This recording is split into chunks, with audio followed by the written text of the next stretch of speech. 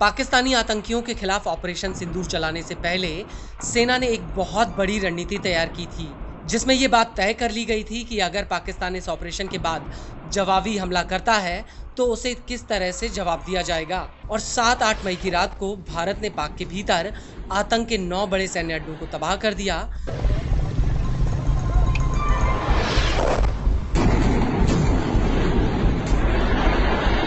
हाँ, देखना वाम कैसी आ रही है वहां से।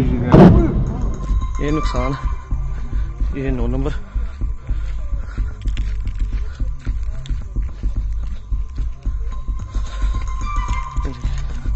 ये मस्जिद तैयबा मरकज उमर करा के अंदर ये नुकसान है। हालांकि सेना को इस बात का पहले ही अंदाजा था कि पाकिस्तान भारत के ऊपर इसके जवाब में कायराना हमला जरूर करेगा, और उसने किया भी कुछ ऐसा ही। पाकिस्तान की तरफ से भारत में आम नागरिकों के ऊपर नाकाम हमलों की कोशिश की गई, लेकिन इसके जवाब में 10 मई 2025 को पाक के सैन्य अड्डों पर भारतीय सेना का वो कहर टूटा जिसने पीएम शहबाज शरीफ को कहीं मुंह दिखाने लायक तक नहीं छोड़ा।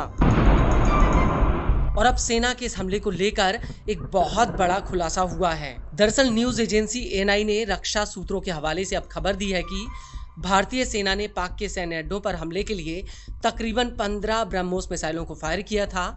इन मिसाइलों के आगे पाक के तमाम एयर डिफेंस सिस्टम हाफने लगे थे। और बड़ी बात यह है कि इस अटैक में पाक एयरफोर्स के 13 में से 11 बड़े एयरफोर्स पर एकदम सटीक हमला करके उन्हें बर्बाद कर दिया गया। लेकिन सेना ने इन मिसाइलों को दागने से पहले एक ऐसी चाल चली जिसमें पाकिस्तान चारों खाने चित हो गया। एएनआई के मुताबिक इंडियन एयरफोर्स ने पहले डमी एयरक्राफ्ट पाकिस्तान पर लॉन्च किए ताकि पाकिस्तान के एयर डिफेंस सिस्टम और रडार को आने वाले खतरे के लिए सक्रिय किया जाए, जिससे पाकिस्तान के रडार, एयर डिफेंस और HQ-9 मिसाइल बैटरीज पर सीधा हमला किया जा सके। और जैसे ही ये सक्रिय हुए वैसे ही सेना ने इनके ऊपर कामिकेज ड्रोन जैसे इजराइल के हारूब ड्रोन को फायर कर दिया, जिसमें पाकिस्तान के एयर डिफेंस सिस्टम और पाक की चाइनीज HQ-9 मिसाइल बैटरियों के परखच्चे उड़ गए। इसके अलावा पाक का एक airborne early warning and surveillance aircraft भी नष्ट हो गया। और इसी दौरान इंडियन एयरफोर्स ने पाक के ऊपर ताबड़तोड़ तरीके से लॉन्ग रेंज वाली मिसाइलें जैसे ब्रह्मोस, स्काल्प, क्रिस्टल मेज और तबाही मचाने वाले गोला बारूद को पाक के एयरबेसों पर बरसाना शुरू कर दिया। इसको लेकर एएनआई ने कई रक्षा सूत्रों के हवाले से कहा है कि इस हमले में ब्रह्मोस मिसाइल ने सबसे बड़ी भूमिका अदा की।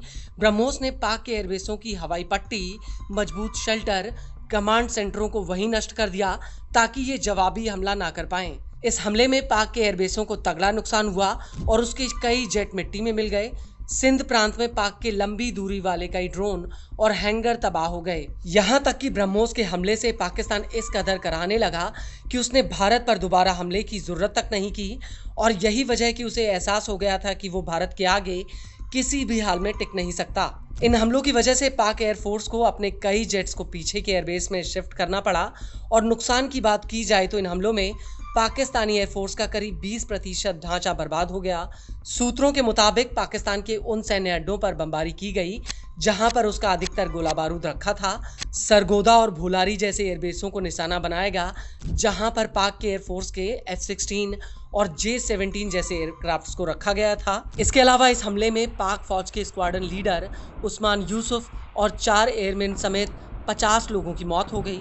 आपको बता दें कि भोलारी एयरबेस सिंध प्रांत के जामशेरो जिले में पड़ता है और खबर है कि यहाँ पर पाक के कई जेट्स खड़े हुए थे जो खड़े खड़े ही मिट्टी में मिल गए।